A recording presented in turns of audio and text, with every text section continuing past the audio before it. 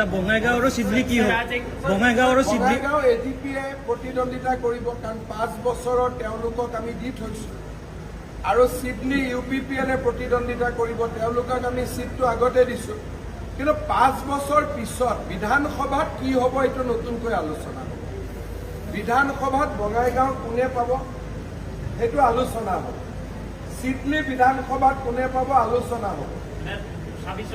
26ৰ কাৰণে আমি বঙাইগাঁও এজিপিক দিয়া নাই, 26ৰ কাৰণে আমি চিডলি UPPLক দিয়া নাই।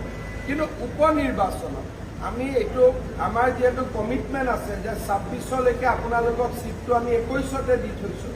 গতিকে মাজত আমি আমাৰ মিত্ৰতা আমি নাভাঙো, এইটোৱে আমাৰ দলৰ নিয়ম যে আমি কেতিয়াও মিত্ৰতা আধা ৰাস্তাত নাভাঙো। আপোনালোকৰ মনত আছে যে হাগ্ৰামাৰ BPF মহিলাৰী ডাঙৰীয়াৰ BPF কংগ্ৰেছ